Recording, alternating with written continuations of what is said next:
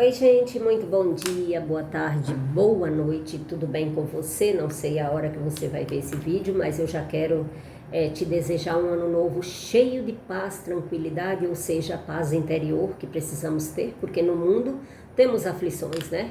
Eu te desejar paz diante de tantas situações que está acontecendo no nosso mundo.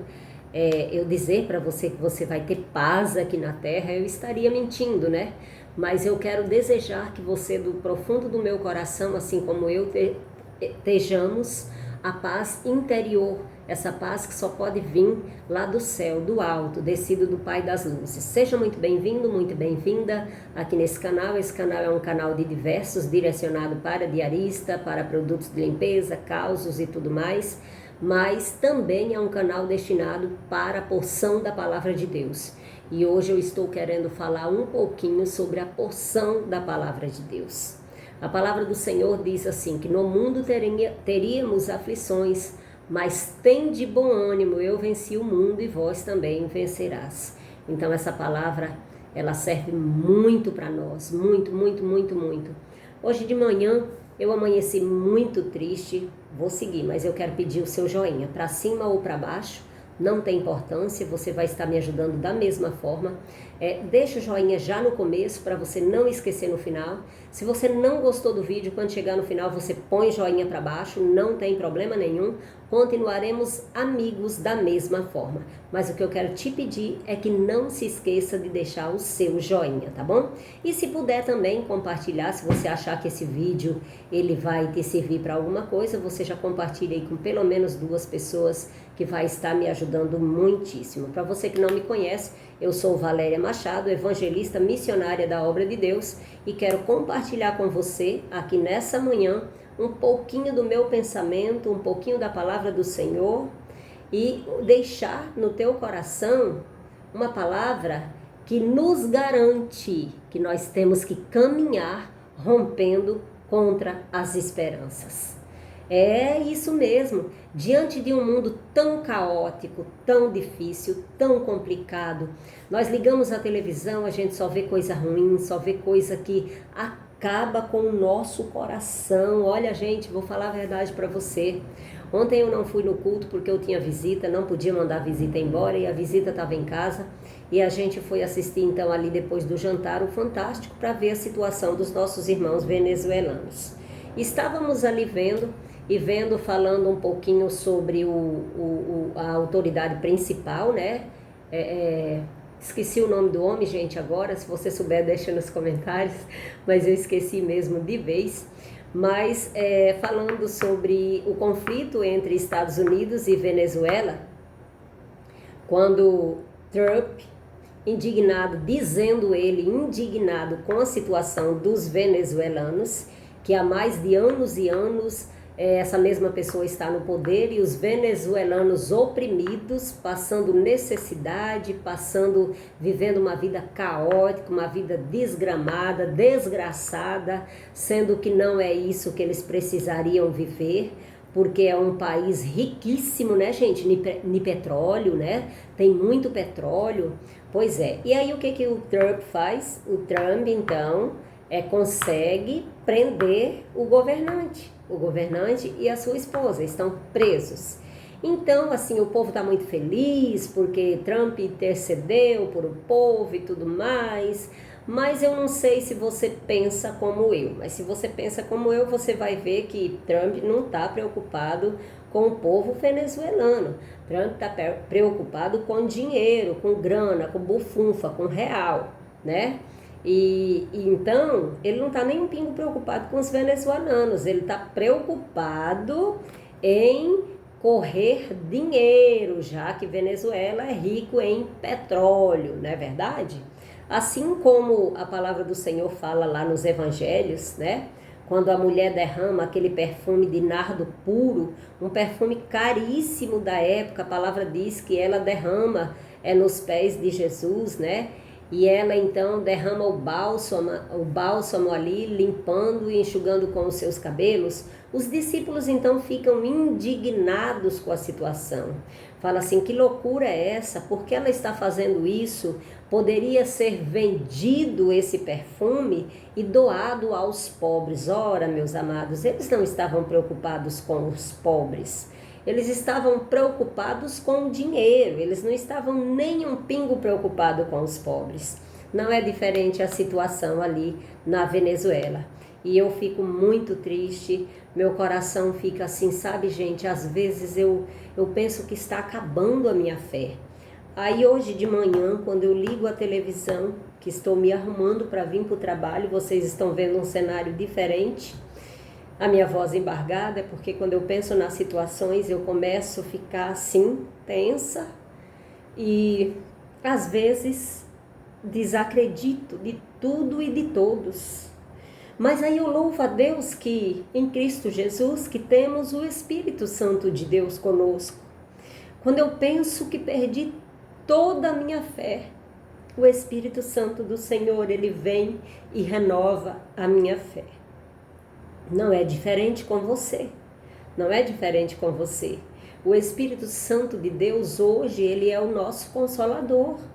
Ele é aquele que nos consola. A palavra do Senhor diz que nos últimos dias nós veríamos de tudo.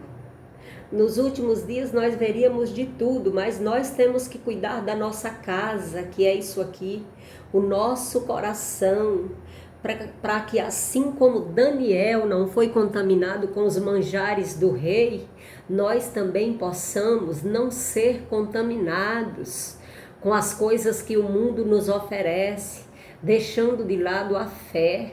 Acreditamos que só interessa esse tempo agora, vamos viver como se fosse o último dia, fazendo os desejos da nossa carne, fazendo tudo aquilo que nos agrada e esquecendo que a palavra do Senhor nos garante um futuro feliz no céu com Cristo.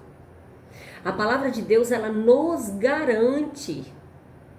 Jeremias capítulo 29, verso 11, diz assim: porque sou eu que conheço os planos que tenho a vosso respeito. Outras contradições diz, os planos que tenho para você, diz o Senhor, planos de fazê-lo prosperar e não de causar danos, planos de dar a vocês esperança e um futuro.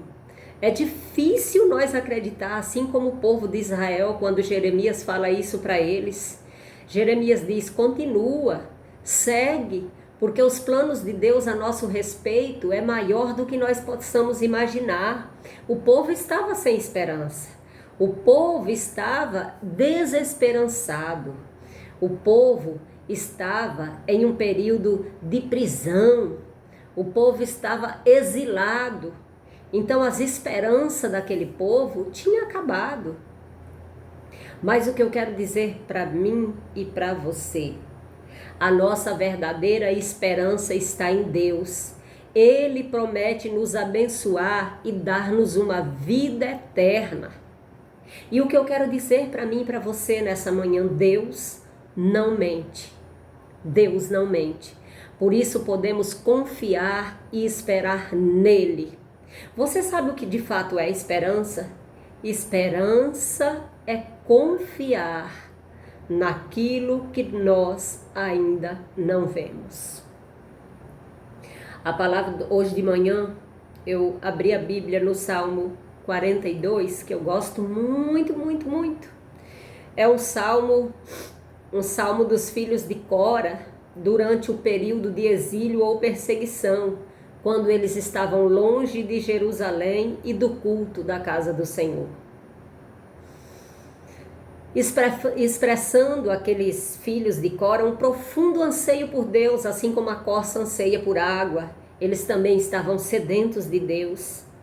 Embora algumas interpretações atribuam esse salmo a Davi, quando aconteceu a fuga de Saul, o consenso é que esse salmo pertence aos coaritas e reflete a noite escura da alma por falta da presença de Deus.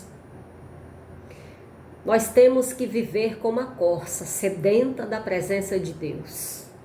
A única coisa que nos resta hoje é a presença de Deus conosco. Ela pode nos dar esperança. Hoje de manhã eu estava refletindo sobre esse Salmo 42, quando os coaritas escrevem ele. Não temos a certeza completa, há um consenso, né? Que alguns dizem que pertence a Davi, mas enfim, o Salmo está aí para nos ajudar a seguir em frente. Que diz assim: por que está abatido a minha alma e por que se perturba dentro de mim? Confia em Deus, pois eu ainda o louvarei. Deus meu, o grande Deus, o único Deus, não há outro Deus que não seja o grande Deus de Israel, não há outro. E hoje de manhã eu falando para o Senhor, porque estava abatida a minha alma, tanta coisa ruim acontecendo, nós vendo os nossos irmãos sendo oprimidos, nós vendo a nossa nação sendo enganada, nós vendo as pessoas menos favorecidas sendo passadas para trás, sendo enganadas, nós vendo os governantes destruindo as nações, como aqueles governantes ali no Maranhão, que se você viu o Fantástico, você viu sobre eles. Os 11 governantes no estado do Maranhão, todos nós sabemos que o estado do Maranhão é um povo muito sofrido. E todos os governantes foram presos e a prefeitura fechada, já que não salvou ninguém. Ninguém foi salvo. Ninguém foi salvo. Todos usando o dinheiro do povo enquanto o Estado perece, enquanto a nação sofre. Não sendo diferente hoje de manhã, esse ano eu vou te lembrar de algumas coisas. Aquela mulher que foi arrastada pelo namorado, marido, sei lá o quê, por o carro, que perdeu as 2 pernas. Isso acaba com a nossa fé, com o coração. Aquela mulher que foi espancada dentro do elevador e tantas outras mulheres que são torturadas, espancadas, presas em cativeiro. Mulheres que foram escravas de patrões, trabalhando sem receber.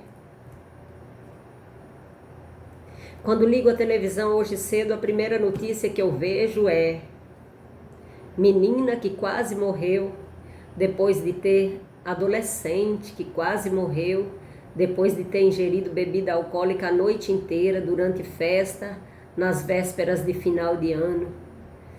Suspeita é de que a bebida estava com metanol. É metanol, né? Que estava aí no meio dos uísques. Mais na frente segue a notícia.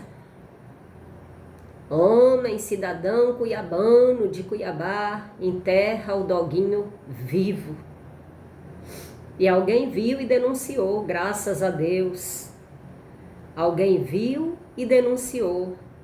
E o doguinho foi tirado da cisterna e foi levado para tratamento. Homem que espanca até a morte a gatinha Sofia, aqui no bairro Nobre de Cuiabá. Não sei mais notícia do que foi feito desse homem. Mas eu espero em Deus que ele pague por tudo aquilo que ele fez e que ele se arrependa. Porque a Bíblia diz que bem-aventurado é aquele que se arrepende e deixa, né? E deixa. Então, se você roubava, não roube mais. Se você prostituía, não prostitua mais. Se você matava, não mate mais. Se você adulterava, não adultere mais. O salmista diz que bem-aventurado é aquele que se arrepende e deixa. Eu espero em Deus que ele se arrependeu. Eu espero em Deus que esse homem que enterrou o doguinho vivo, ele pague pelo que ele fez, mas pague bem pago pelo que ele fez. Bem pago. As leis precisam ser mais duras, deixar de ser tão brandas contra os maus tratos aos idosos, aos autistas, aos deficientes, aos doguinhos, aos felinos, aos animais silvestres, aos animais domésticos. que as leis possam ser mais rigorosas. Ora, se um ser humano tem coragem de arrastar outro num carro durante quilômetros, ele não tem coragem de matar ou de judiar um doguinho, um gato, um cachorro, um periquito, um papagaio? Ele tem, sem nem piscar.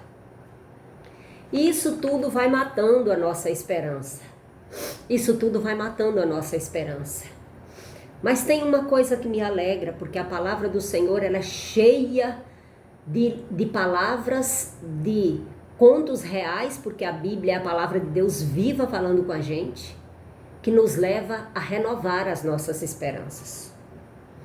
Ora, nós podemos ver no livro de Gênesis, eu marco aqui, gente, fiz aqui um resumo, nós podemos ver no livro de Gênesis, capítulo 4, se não me falha a memória, a palavra do Senhor diz que Deus fala com Abraão e faz promessas a ele. A palavra do Senhor diz que Deus fala com Abraão e diz a Abraão que Abraão seria pai de uma grande nação. Deus não é homem para mentir, nem filho do homem para que se arrependa. Compartilhe esse vídeo. Se você acha que ficou muito longo, vai pausando, depois você continua assistindo. A palavra do Senhor diz que quando Deus fala com Abraão pela primeira vez, Abraão tinha 75 anos de idade. Sara era mais jovem, mas também não era mais moça. A palavra do Senhor não fala, em Gênesis 4, que Deus daria um filho a Abraão, não fala assim explicitamente. Mas quando chega no livro de Gênesis 12, de 1 a 14, nós começamos a ver então um novo contexto, um novo desfecho para a história. Quando o anjo de Deus aparece a Abraão e diz a ele que ele teria um filho. Ele teria um filho. E a palavra do Senhor diz que Sara está por ali escutando. Sara ri, porque já tinha cessado os seus dias. Sara já estava então na menopausa. O seu período fértil já tinha acabado. O que Sara carregava com ela era artrite, artrose, osteoporose. O que ela carregava com ela era a família do It. Sabe, gente? Meu Deus, o celular está descarregando. Gente, eu tive que pausar o vídeo porque o celular está descarregando e eu nem me atentei com isso. Mas enfim, esse vídeo vai sem edição, sem normalzinho, tá? É da forma que eu tô falando.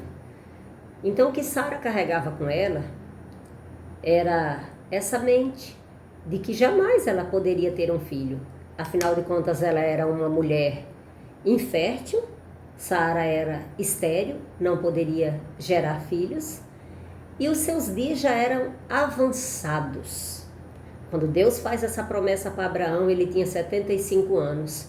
Quando nós chegamos em Gênesis 12, né, verso de 1 a 14, Deus manda o anjo para falar com Abraão. Quando chega em Gênesis 21, ou 22, se não me falha a memória, a promessa de Deus para a vida de Abraão e de Sara se cumpre. Deus fala lá no começo que Abraão seria pai de uma grande nação. Aí depois Deus fala que dará a Abraão um filho. Ora, olha só. Abraão velho, o que ele carregava consigo era isso: artrite, artrose, osteoporose, fibromialgia, tudo dessas famílias do It, era o que Abraão tinha com ele. Eu acredito que eles nem faziam mais nada, né, gente? Mas quando Deus fala com Abraão, então deve ter acendido a chama. E Abraão diz: vamos fazer então nosso trabalho natural para que Deus possa cumprir com o sobrenatural. Afinal de contas, aquilo era algo extraordinário. Uma pessoa de 100 anos gerar um filho e uma mulher de 80 e tantos anos gerar um filho. Porque quando Isaac nasce, Sara tinha 90 anos e Abraão tinha 100 anos. Então ela tinha 80 e lá vai bolinha quando nasce o filho da promessa, Isaac. Eu vejo aí então, gente, Abraão rompendo contra as esperanças. E a palavra do Senhor diz que, quando chega mais na frente, no capítulo de Gênesis 22, né? Gênesis 21, Isaac nasce. Gênesis 22, se não me falha a memória, Deus lança outro desafio para a vida e para a história de Abraão. A palavra do Senhor diz que Deus, ele pede a Abraão um sacrifício. E qual sacrifício Deus requer de Abraão? Abraão, eu quero que você sacrifique o seu filho Isaac. Gente, que Deus é esse? Lá atrás Deus tinha feito a promessa de que Abraão seria pai de uma grande nação. Quando chega mais um pouco à frente, a palavra do Senhor diz que Deus envia um anjo e aparece para Abraão e diz: Sara, tua mulher, te dará um filho. Quando chega em Gênesis 22, esse mesmo Deus diz: Abraão, requero de ti um sacrifício. E qual é, Senhor, o sacrifício? Teu único filho, Isaac. Que Deus é esse? Esse é o Deus do extraordinário.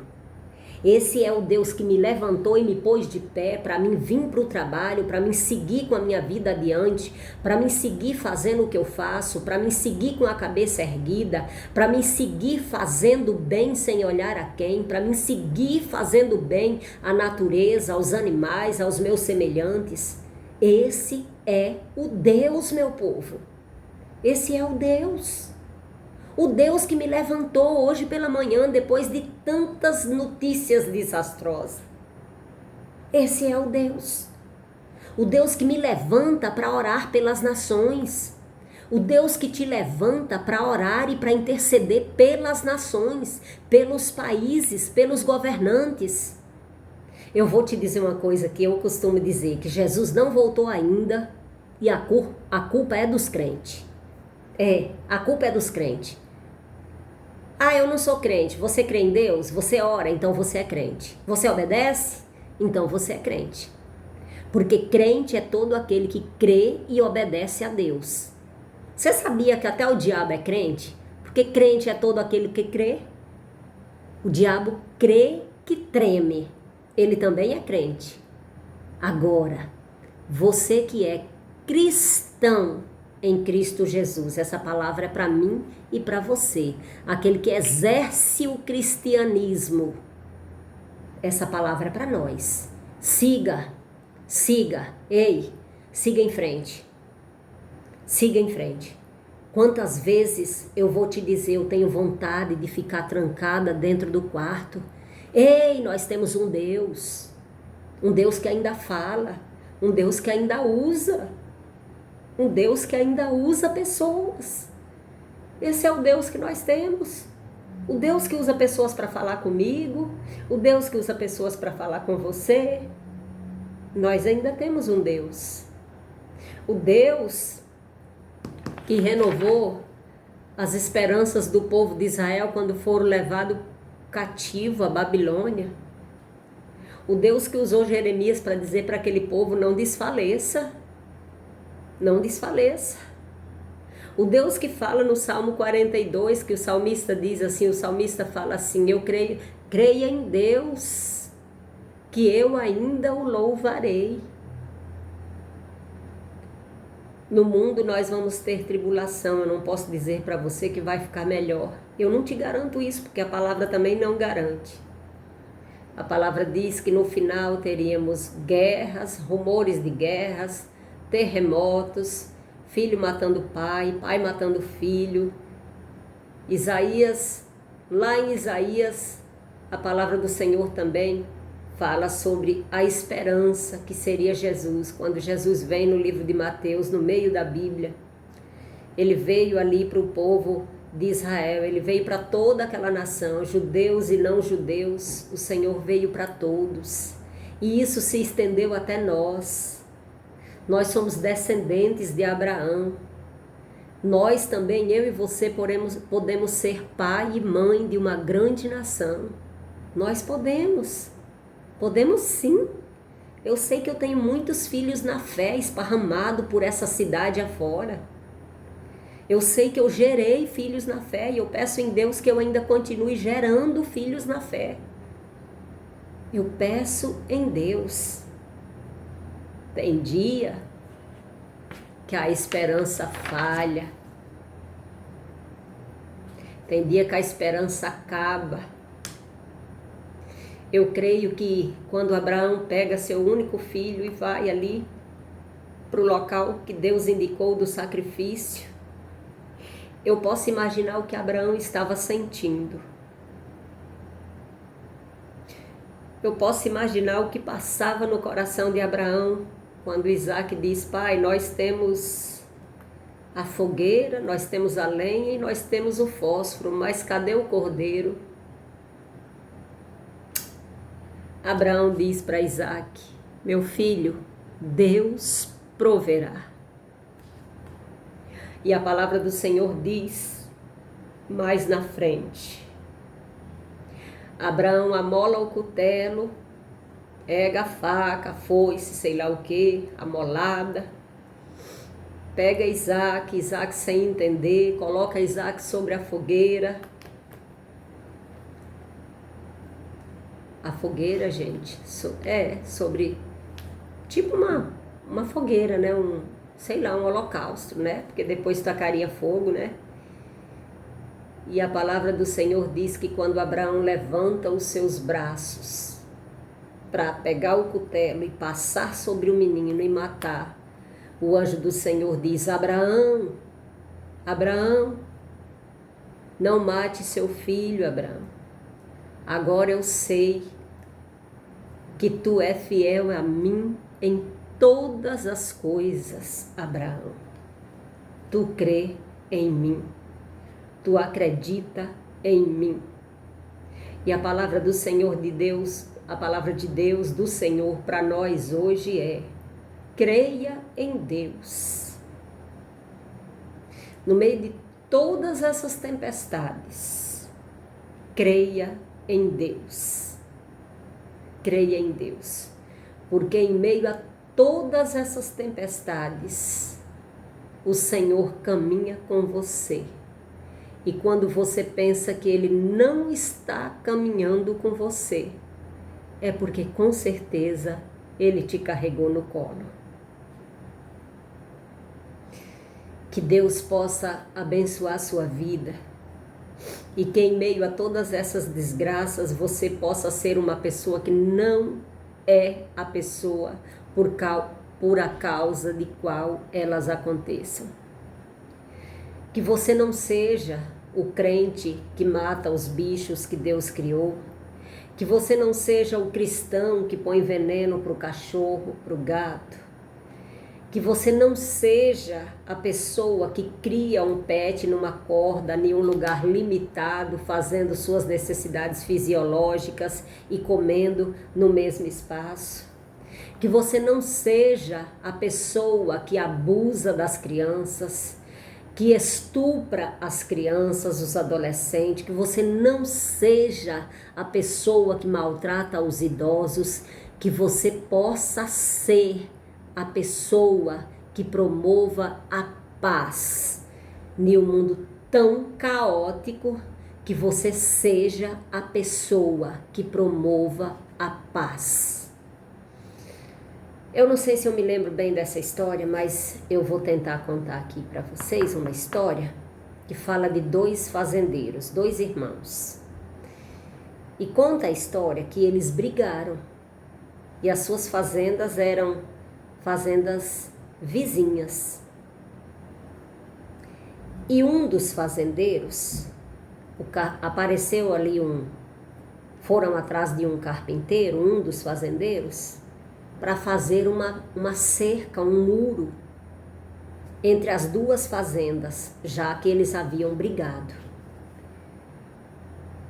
E acharam o carpinteiro. E o fazendeiro falou: olha, eu estou indo para a cidade, mas quando eu voltar, que esse muro já possa estar pronto. Aí eu faço o seu pagamento. E um dos fazendeiros foi para a cidade. Era o irmão mais velho e o irmão mais novo. As fazendas eram vizinhas. O carpinteiro ficou ali trabalhando, martelo batendo, foice batendo, machado. Só que ao invés do carpinteiro construir um muro, ele construiu uma ponte. Construiu uma ponte.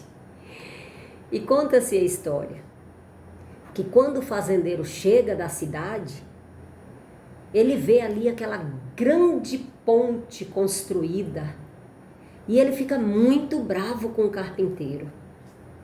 E nesse momento o irmão mais jovem aparece lá do outro lado da ponte e vem rumo à ponte. E estava o carpinteiro e o outro fazendeiro.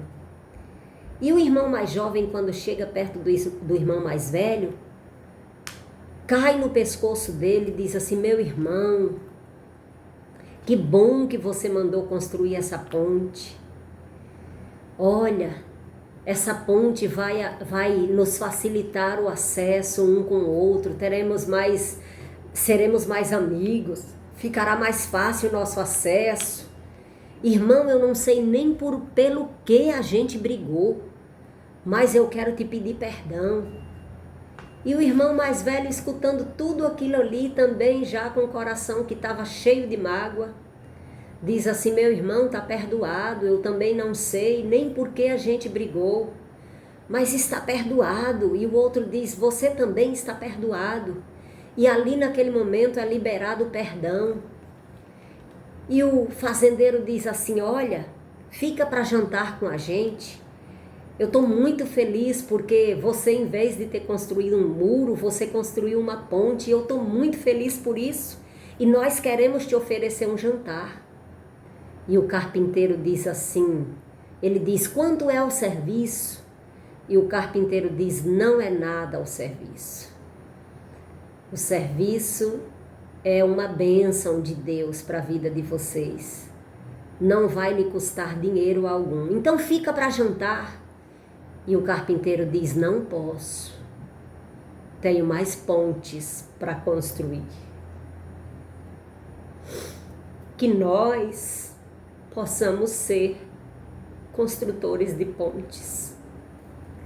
Quantas vezes carregamos mágoas antigas, carregamos um peso, carregamos um saco de lixo cheio de mágoa, de rancor, de raiva.